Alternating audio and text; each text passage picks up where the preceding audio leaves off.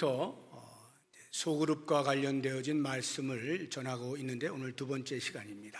우리 지난 시간을 잠시 돌아보게 되면 인간은 존재 방식 자체가 공동체적이라고 말씀을 드렸습니다. 그 이유는 삼위 하나님께서 성부, 성자, 성령 공동체로 존재하시기 때문인데 우리가 하나님의 형상대로 지음받았기 때문에 우리 인간도 역시 존재 방식이 공동체적이라 말씀을 드렸습니다.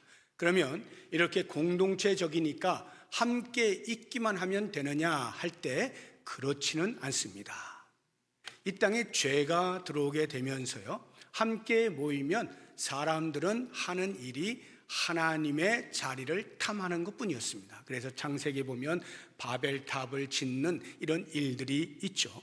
그렇기 때문에 우리는 죄로부터의 참된 해방이 필요한 사람들인데 하나님께서 예수 그리스도를 통해서 우리에게 죄로부터 해방할 수 있는 참 자유, 구원을 허락해 주셨죠.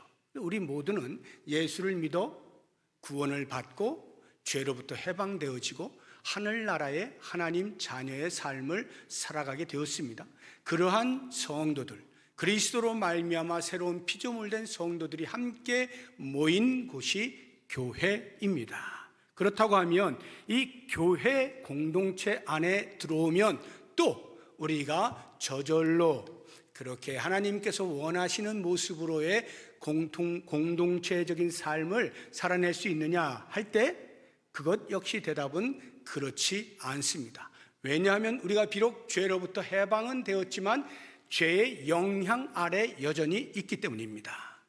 새 사람으로의 신분은 획득했지만 삶의 내용에 있어서는 여전히 옛 성품을 따라 사는 것들이 있기 때문에 우리 성도들이 지속적으로 노력할 때만이 좋은 공동체, 건강한 공동체를 만들어갈 수 있는 것입니다.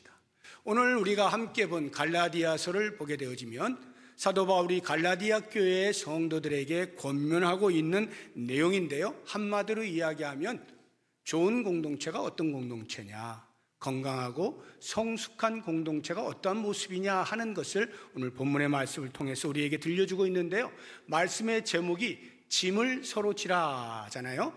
짐을 서로 지는 공동체가 좋은 공동체입니다. 그러한 소망을 품고 오늘 같이 말씀을 좀 살펴보기를 원합니다.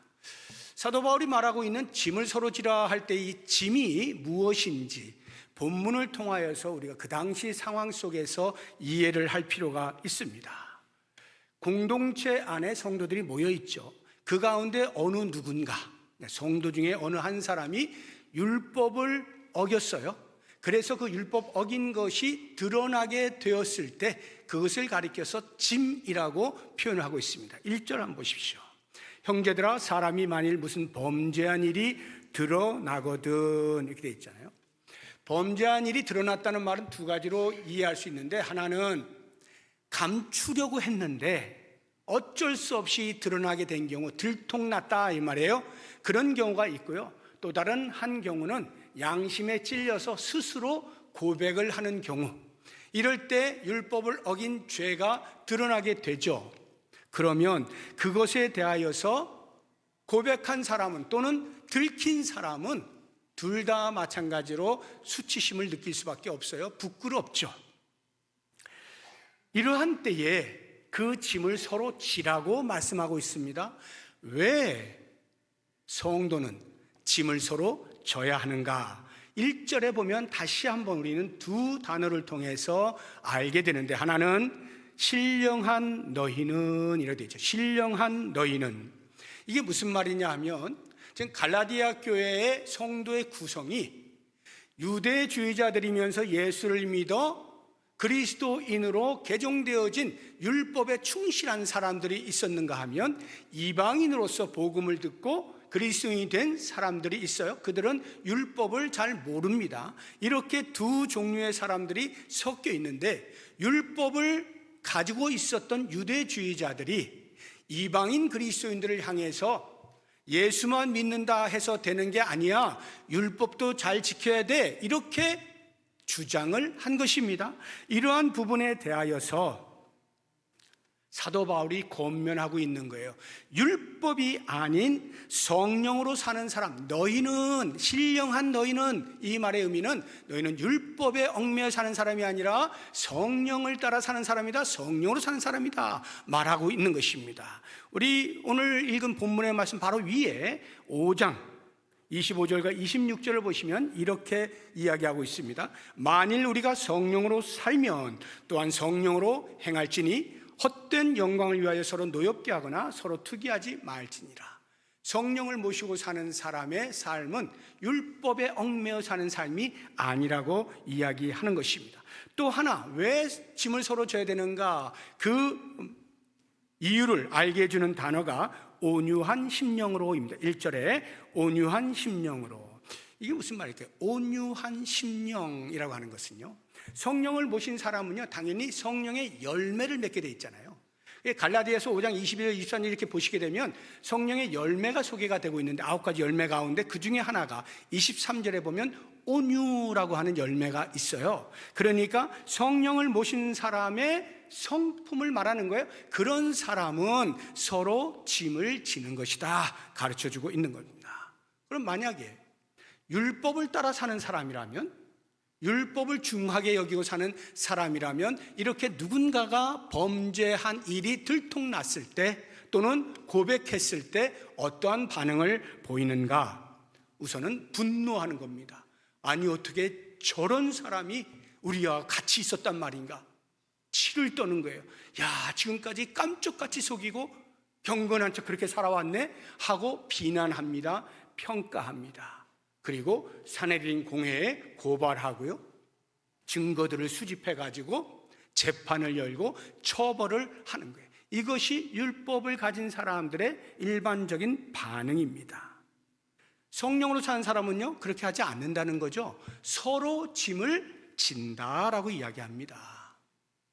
그러면 서로 짐을 진다는 게 어떻게 하는 것인가? 누군가가 죄가 드러났을 때 어떻게 반응한단 말인가? 두 가지로 1절에서 우리에게 설명해 주고 있는데요, 하나는 바로 잡는 거예요. 1절 보세요. 그러한 자를 바로 잡고 이렇게 돼 있죠. 여기 바로 잡는다는 말의 의미는요, 그물을 던지고 나면 이제 손상이 되잖아요. 그러면 걷어들여서 그 손상된 그물을 다시 기웁니다. 손을 분다 이 말이에요. 그러한 의미, 또는 뼈가 빠져나갔을 때, 탈골되었을 때 다시 뼈를 맞추는 거, 이런 것이 바로 잡는다는 말의 의미예요. 그러니까 성도로서의 삶을 살아야 되는데 범죄한 일로 인하여서 이탈되었을 때에 그들을 돕고 격려하고 세워주어서 다시금 성도의 본연의 삶을 살 수 있도록 도와준다 이 말이에요. 그렇게 하려면 필요한 것들이 저절로 되지 않겠죠. 인내가 필요할 것이고요, 시간도 필요할 것이고요, 관심도 필요할 것이고요, 또 감정이입도 필요하겠죠. 공감해주는 이러한 일들도 필요하겠죠. 그러한 것들을 동원하여서 짐을 서로 진다 하는 말입니다. 이렇게 바로 잡을 때 주의해야 되는 부분이 있어요. 그것이 겸손입니다. 1절 다시 한번 보시기 바랍니다. 너 자신을 살펴보아 너도 시험을 받을까 두려워하라. 이 말의 의미가 뭐냐 하면 바로 잡을 때 누군가의 죄가 드러났다 이 말이에요. 그때에 그것에 대하여 바로 잡을 때 나는 아닌 사람으로 그렇게 접근하지 말라는 거예요. 언제든지 나도 그와 유사한 또는 그와 같은 죄를 범할 수 있는 가능성이 있는 사람인 것에 대한 인식을 하라는 겁니다. 두려움과 떨림으로 그렇게 하라는, 그런 사람은 함부로 사람들을 비난하거나 너 왜 그렇게 했어? 정죄하거나 할 수가 없죠. 두려움과 떨림으로 겸손히 바로잡는 일에 참여하게 된다는 말입니다. 근데 율법을 중시 여기는 율법주의자들로서 그리스도인 된 사람들의 태도는 어떠하냐 하면 사도 바울의 책망을 통하여 알 수 있는 것이 3절 보십시오. 만일 누가 아무것도 되지 못하고 된 줄로 생각하면 스스로 속임이라. 바울의 눈에 볼 때는 율법주의자들이 누군가 이렇게 범죄한 일이 드러났을 때 그 사람을 향하여서 비난하는 거예요. 분노를 쏟아붓는 거예요. 그리고 정죄하는 겁니다. 고발하는 겁니다. 이러한 것들이 전부 뭐라는 거예요? 자기는 잘난 사람인 줄로 안다 이 말이에요. 사실은 그렇지 않은데 스스로 속이고 있는 거라는 거예요. 또는 스스로 속고 있는 것이라는 거죠. 이러한 사람들은요, 비교를 통해서 상대적인 우월감을 느껴요. 나는 너 같지 않아. 너처럼 그런 범죄를 저지르는 사람이 아니야. 난 깨끗한 사람이야. 그래서 그 사람을 비난하면 할수록, 정죄의 강도를 높이면 높일수록 자기의 순수성을 더 입증한다고 착각을 하는 것입니다. 자기의 의를 드러낸다고 착각을 하는 거예요. 이런 부분에 대해서 예수님께서 분명하게 교훈을 주시는 장면들이 있어요. 바리새인과 세리가 함께 성전으로 올라가 기도합니다. 바리새인이 기도합니다. 하나님이여, 저는 이런 사람입니다. 일주일에 2번씩이나 금식하고요, 소득의 11조를 내고요, 저런 창기와 같지 아니한 것을 감사합니다. 이 세리와도 같지 아니한 것을 너무나 감사합니다. 이렇게 기도해요. 근데 옆에 있던 세리는요, 고개를 들지 못하는 거예요. 푹 숙인 채, 주님, 저를 불쌍히 여겨주십시오. 저는 죄인입니다. 이렇게 기도하는 거예요. 이 장면을 보신 예수님께서 평가를 하시는 것이 누가복음 18장 14절에 나옵니다.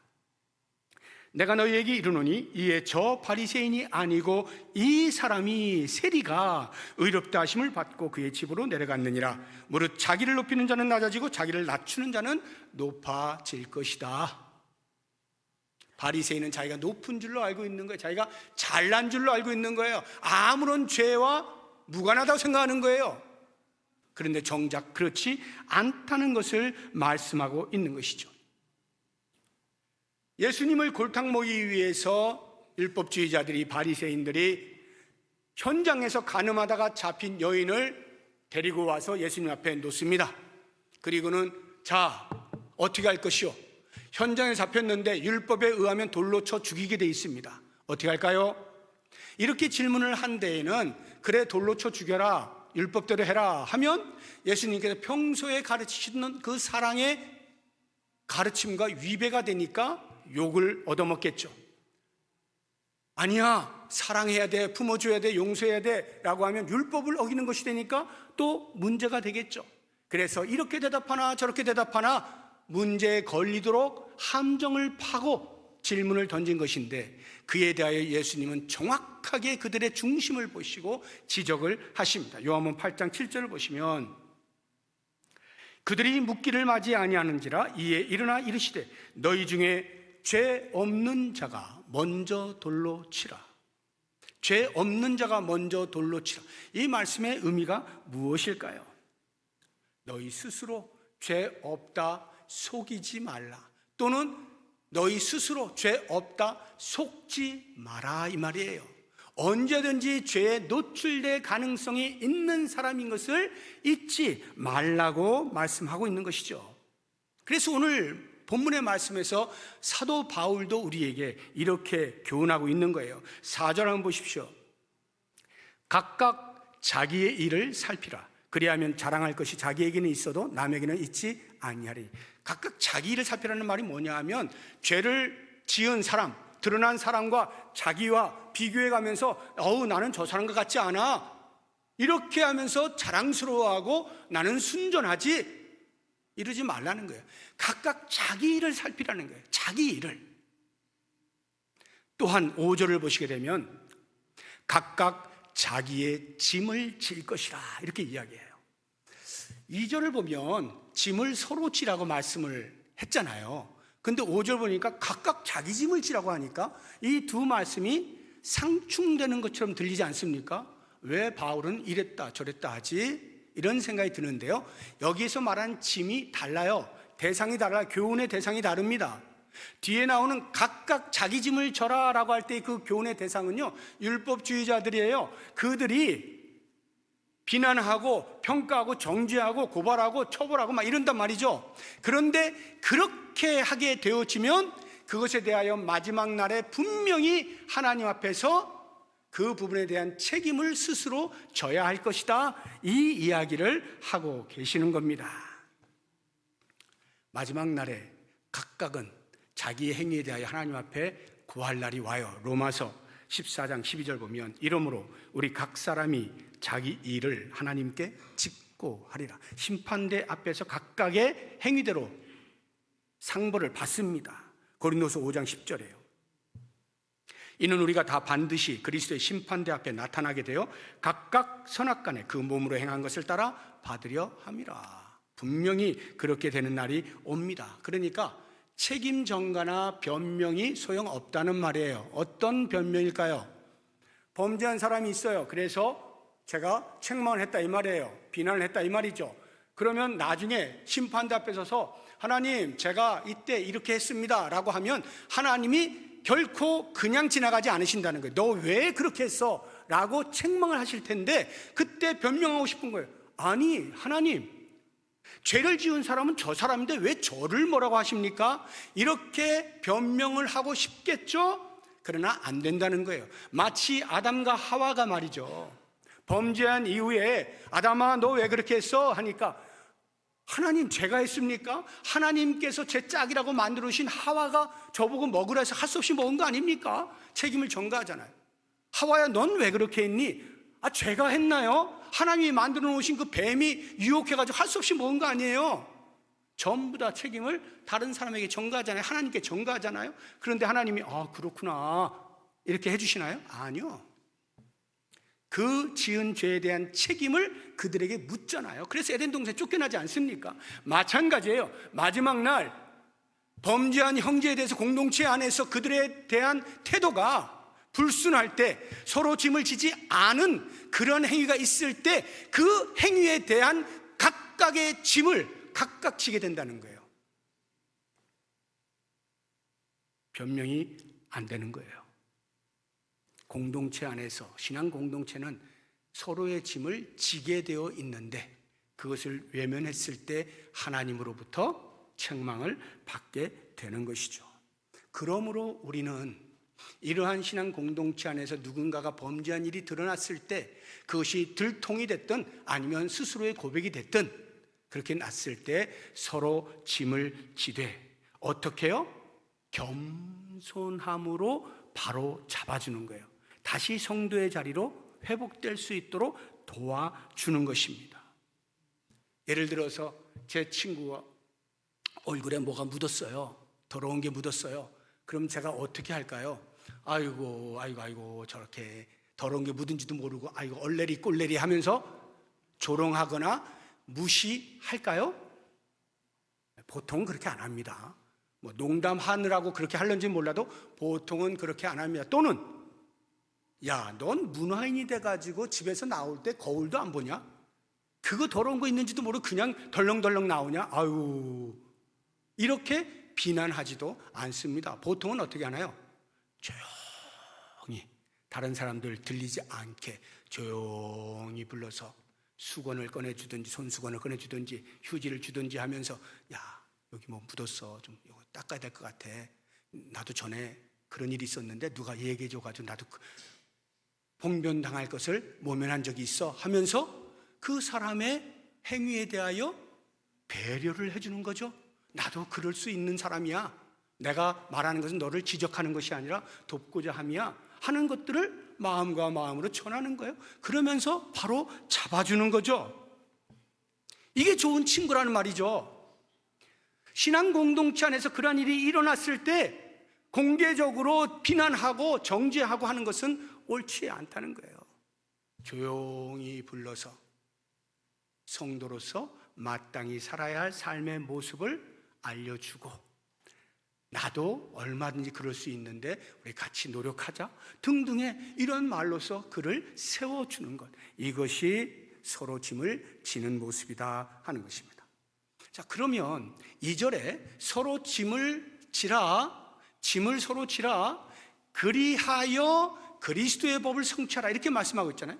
이 그리스도의 법을 성취하라, 짐을 서로 지는 것과 그리스도의 법을 성취하는 것이 같다 이 말이죠. 짐을 서로 질 때 비로소 그리스도의 법을 성취하게 된다는 말이겠죠. 그럼 그리스도의 법이 뭘까? 성경에 그리스도의 법이라는 말이 자주 나오지 않습니다. 보통은 다 율법을 이야기하지 법 하는데 그리스도와 함께 묶어서 이야기하는 경우가 거의 없어요.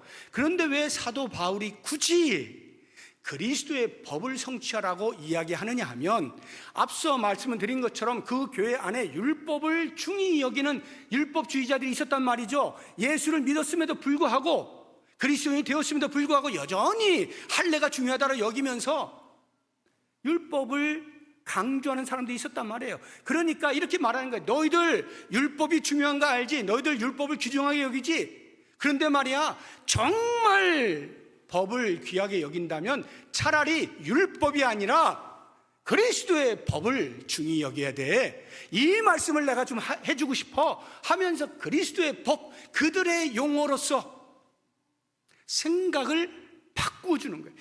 정말로 너희들에게 법이 중요하다면 그리스도의 법을 따라라 하고는 이야기를 해주고 있는 거예요. 그렇다고 하면 그리스도의 법이 뭐냐고요? 그리스도의 법.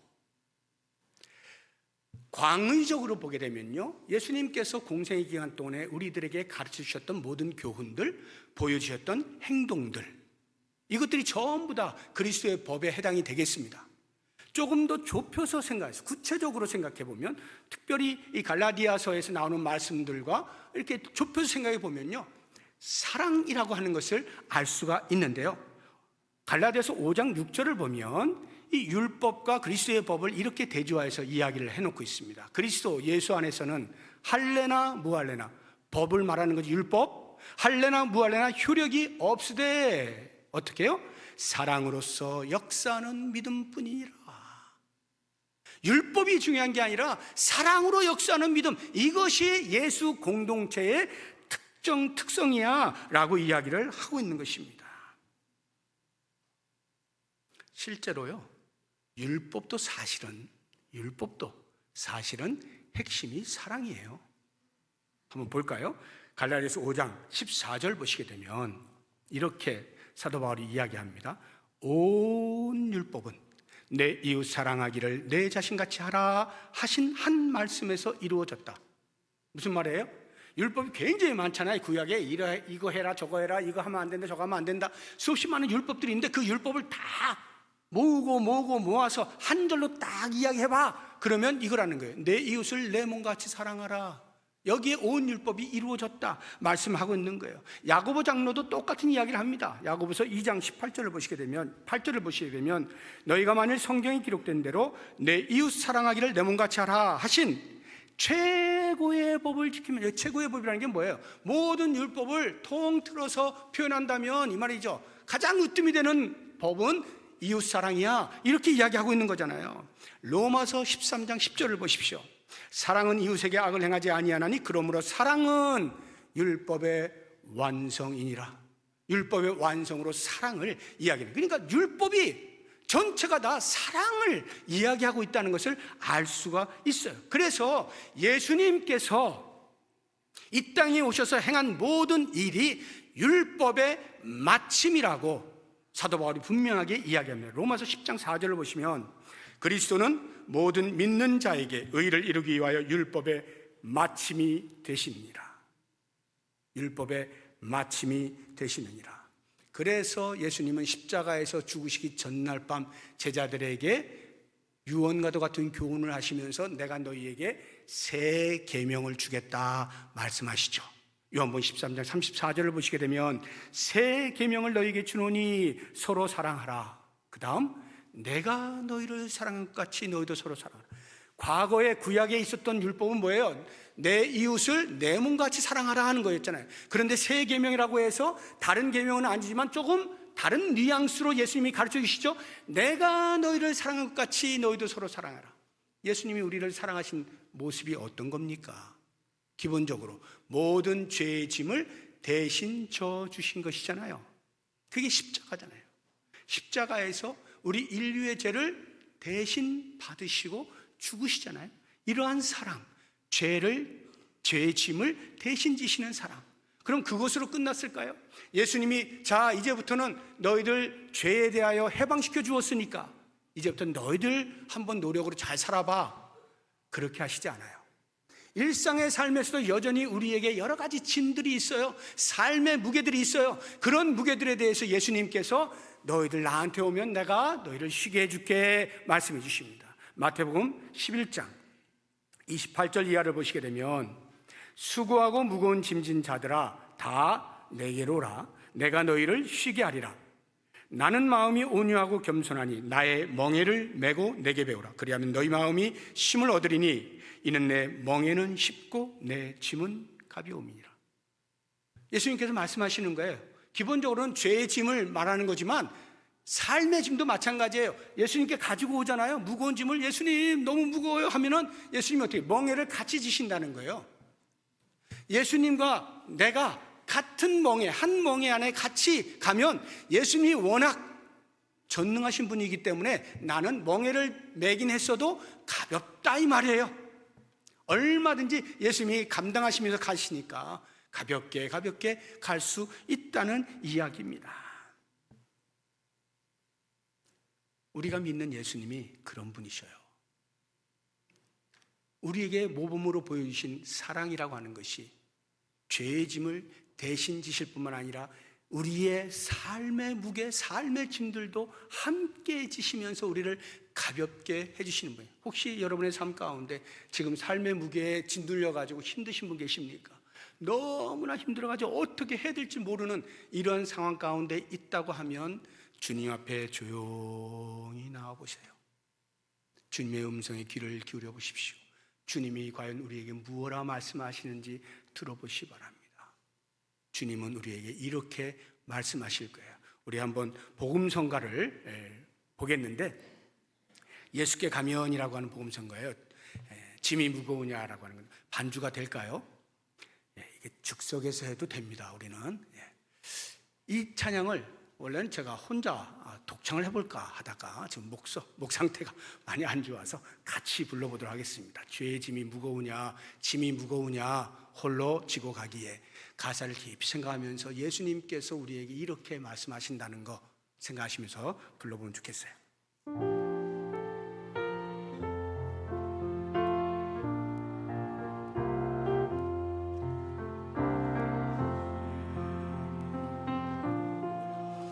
다시.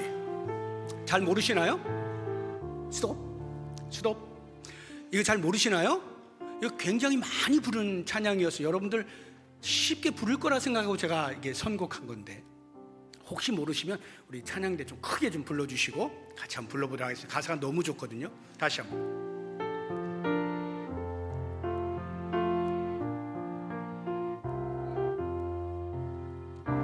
짐이 무거우냐 홀로 지고 가기에 험한 데로 갈까 두렵지는 않느냐 온갖 일에 매여 고달프지 않느냐 주가 도우시리 요청만 하며 우리 기도를 언제 어디나 들으시며 큰 사랑으로 감사 주시고 동행하니 내가 실망할 때 기억해야 할 것은 예수께 가면 주 내게 오시리. 우리 주님이 이런 분이셔요. 그러한 주님을 본받아서 짐을 서로 지라 말씀하시는 겁니다.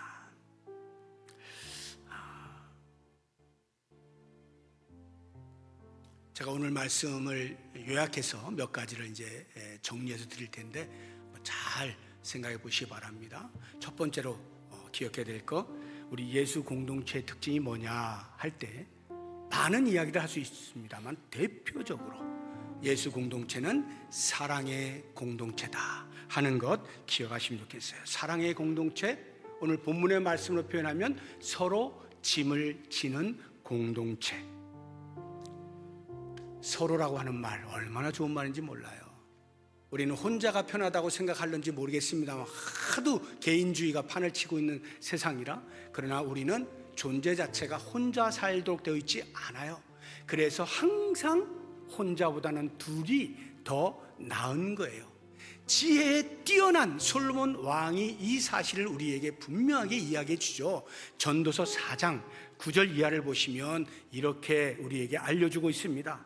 두 사람이 한 사람보다 나음은 그들이 수고함으로 좋은 상을 얻을 것임이라. 혹시 그들이 넘어지면 하나가 그 동물을 붙들어 일으키려니와 홀로 있어 넘어지고 붙들어 일으킬 자가 없는 자에게는 화가 있으리라. 또 두 사람이 함께 누우면 따뜻하거니와 한 사람이면 어찌 따뜻하랴. 한 사람이면 패하겠거니와 두 사람이면 맞설 수 있나니. 이렇게 우리가 천국으로 가는 여정 가운데에서 한 사람이 아닌 두 사람, 세 사람, 네 사람 함께 있는 것이, 그래서 서로 짐을 지는 것이 유익하다 하는 것 꼭 기억하시고요.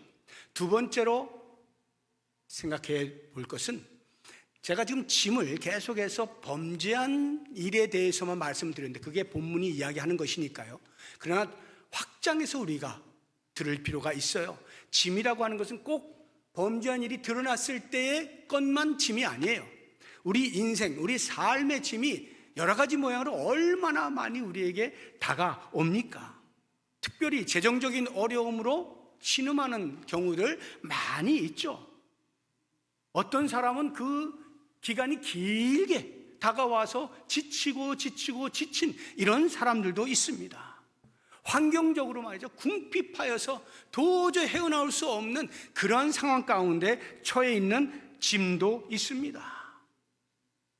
깊은 슬픔으로 인하여서 무엇으로도 위로가 되지 아니하는 상실감에 젖어 있는 그러한 짐도 있습니다. 누군가의 관계 속에서 받은 상처로 인하여서 마음의 상처가 견딜 수 없는 그러한 짐을 지고 있는 사람도 있습니다.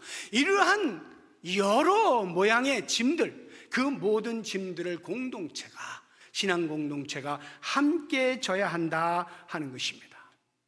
그래서 이제 제가 말씀드리려고 하는 것이, 그래서 소그룹 모임이 반드시 필요하다는 것을 강조하고자 합니다. 왜요? 이러한 사랑을 나누는 환경, 짐을 서로 지는 환경은요, 작은 단위의 공동체가 최적한 환경이기 때문에 그렇습니다. 한번 생각을 해보십시오. 미국에도 예수 믿는 사람이 있고 제 자녀들이 있는 남아공에도 예수 믿는 사람들이 있어요.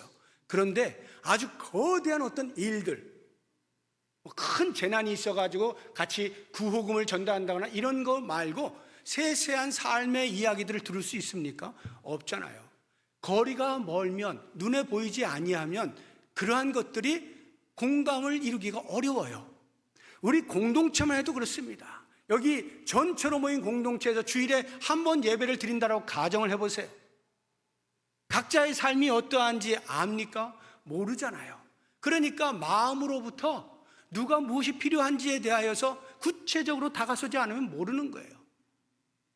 사랑하는 여러분, 짐을 서로 진다는 것, 사랑한다라고 하는 것은요, 구체적인 삶의 이야기가 있는 곳에서 발생하는 거예요.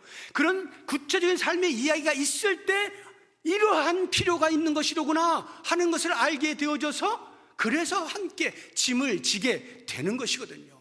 바로 이렇게 삶의 이야기를 나눌 수 있는 최적한 환경이 바로 소그룹 모임이라는 거예요. 소수의 사람들이 모여서 자기의 삶을 이야기할 때 거기에서 위로가 생기고 치료가 생기고 회복이 생기고 용기가 생기고 말이죠, 격려하는 일들이 생겨날 수 있다 하는 거예요.